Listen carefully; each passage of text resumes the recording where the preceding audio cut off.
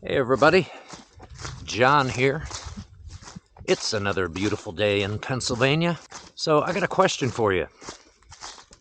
Have any of you ever successfully done an overnighter with just your day pack? Have you managed to get everything you need in your day pack, or maybe strap or hang some things to it and do an overnighter without your big pack?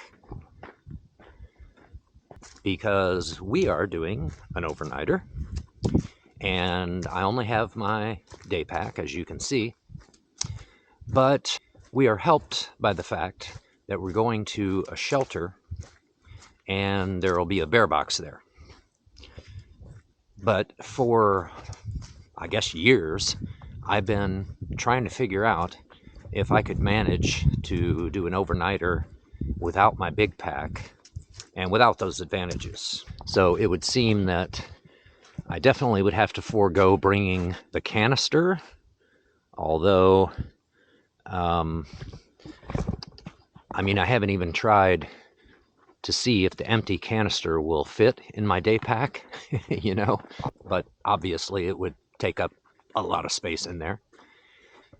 Now, I suppose I could put other stuff in the canister besides food and stuff it, with other things, and then still have a little bit of room in the rest of the pack to squeeze stuff around the sides. I don't know. But probably the canister would have to go, and maybe the tent as well.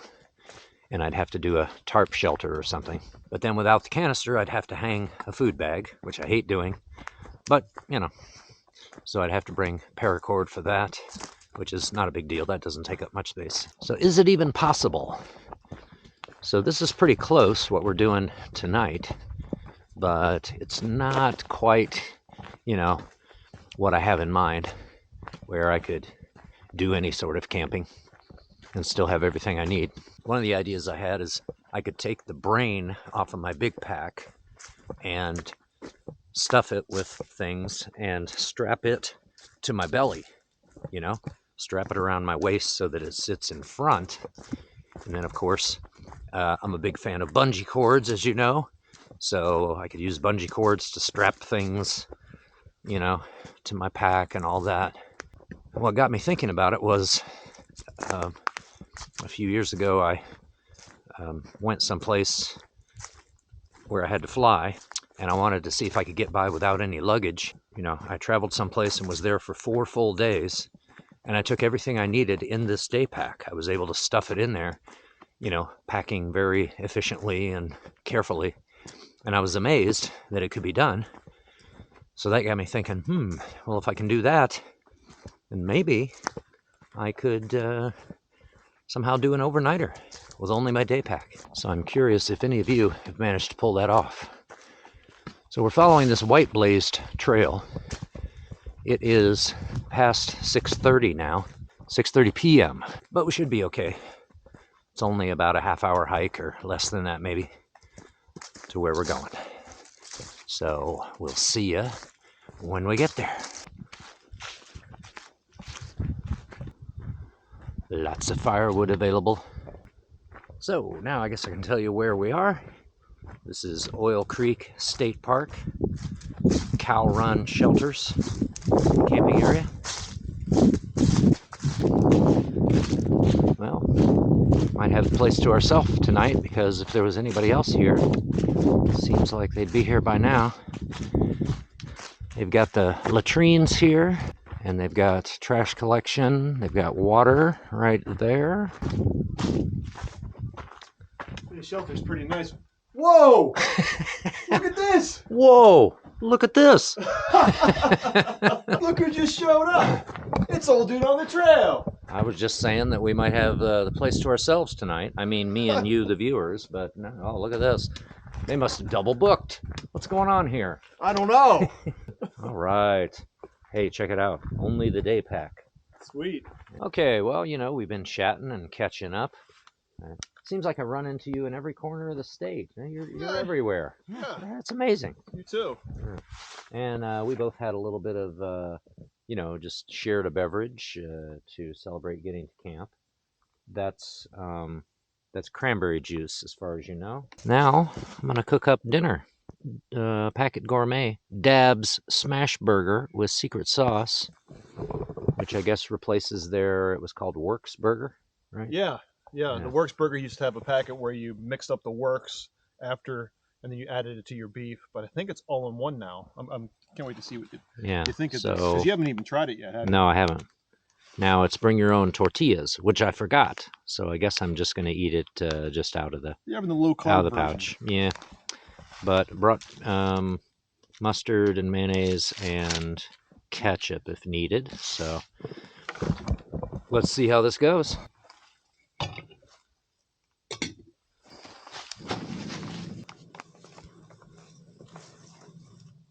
Water's boiling. So here's what it looks like dry. Looks like there's ground beef in there. The orange things look like cheese. The brighter orange bits, they look like pieces of peach, but I'm sure that's not what it is. So I don't know what those are.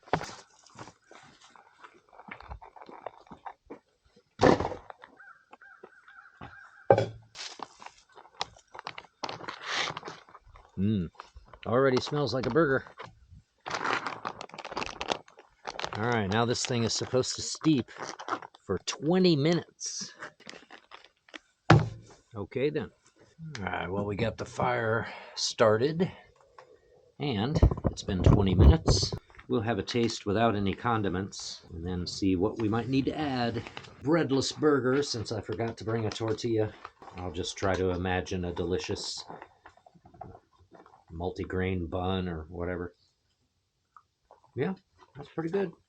I taste some onion in there. Certainly taste cheese. Not bad. I wouldn't say it's absolutely delicious, but not bad. I think I'm gonna add some ketchup and mustard. I think that'll jazz it up a bit.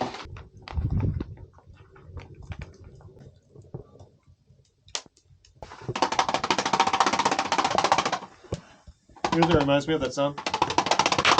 What? Bob Ross, whenever he's painting and he cleans off his brush, Yeah. beat the devil out of it, you know? What's for supper? I got buffalo style chicken mac and cheese. Oh, that's got a spice to it. Yeah, I just cleaned my spoon off. I would say I am unhappy with the amount of water I put in, which was the exact amount. I'm gonna let it sit another 5 minutes. You know, it's a little runny. 13 ounces of water. Maybe should have started with 10 and add. Jeremy's getting comfy. Got his shoes off. Broke the chair out. I only brought the chair because you were coming. Mm-hmm. Yeah. I go back to this conversation with my wife. I was like, I could take the chair, but it'd be nice to have this, that extra pound. You know what I mean? I'm like, oh, I think John's coming now. John always takes the chair. Always. I just picture John and I sitting in there having camp talk by the fire. Yeah. John, did you bring your chair? Didn't bring a chair. Always bring it, but didn't bring it this time because I was trying to get by with just the day pack. So, So Jeremy is through hiking the Girard Trail, which is a 36-mile loop. And so this is, the conclusion of his day one. Day two, tomorrow, he kind of needs to hit the trail by 7 o'clock. So we're going to get up around 6. I'll make the coffee. He's going to need to pack up and get going. And me, I can hang around here if I want to. And then I'll just hike back out to the car tomorrow. So that's the plan. So, good night. Good night.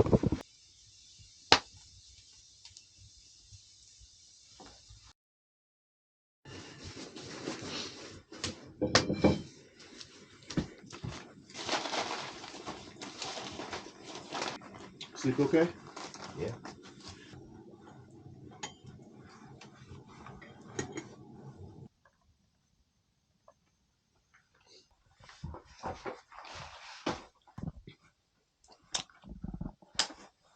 You can see Jeremy's bed is gone. Mine is still there. I haven't started on any packing yet because I don't really need to, but... Well, because you've been making me delicious cowboy coffee, too. Yeah. Thank you. Jeremy's got to hit the road here. Ready to head out, eh? Yeah. That went by way too fast, but I got miles to do. Yeah, that was fun. Guess you know which way to go, That way, right? huh? That way. Yeah. Well, John, thanks a lot for the company. That was wonderful. I'm so glad I got a hold of you. My You were pleasure. able to come out for a few hours, hang out with me. It was definitely a morale boost on the hike. Yeah. So 2 days to go on the Girard Trail then. 2 days. Yeah, today's the biggest day in miles. What would we say? I have about 16 planned. It's 15.9 from Okay. here to Wolf Keel Run. Yeah. Yep. And then the last day should be a little easier. It's a fun trail. Like I'm saying in my video, I don't think it's an easy trail. I mean, No. I wouldn't say it's I've done it twice. exceptionally It's hard not. either, but you know, it's Right.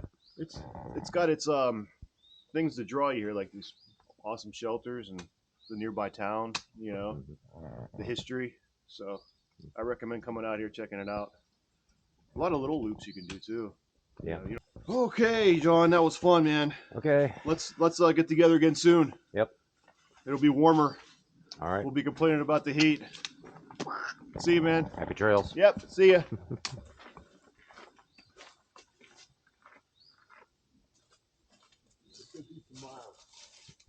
Okay, we didn't really talk yesterday about how I packed my pack for an overnighter. So, still trying to think about whether this would actually work for real if we weren't staying in a shelter and didn't have a bear box. Again, without a bear box, I'd have to hang a food bag, so I'd just have to bring some paracord, so it wouldn't be that much more than I have here. In the front of my pack, just have some wet wipes, spare lighter, and I could put my phone in there. In the middle pouch, I brought a couple of maps so that Jeremy and I could discuss possible outings for later this year. Bartram Trail in North Carolina, or a trip to the Adirondacks. In the big part here, I did bring an umbrella because there was possible rain in the forecast today. Doesn't look like that's going to materialize. Good. Mittens and a base layer, which I didn't need because we had the fire in the shelter. Tortilla bag.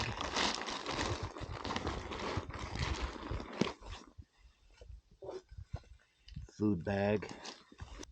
Pillow and pillowcase. Little fire starter that can go in the front here. Cook pot. Stove. Good old Armor All cloth that can go in the middle part. And finally, the puffy blanket.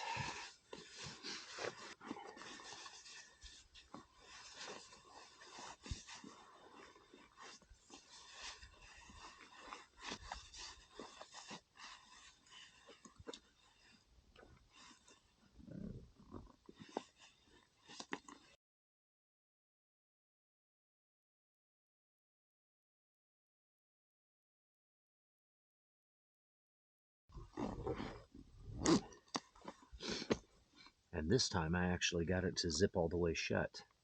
Maybe because I have a little less food in the bag. Of course, it's looking pretty stuffed. The sleeping pad on the outside with the help of a bungee cord. So I can use this and put the one end here and then loop it around the sleeping pad a couple of times. And the other end hooked to the same loop on the other side here. There we go.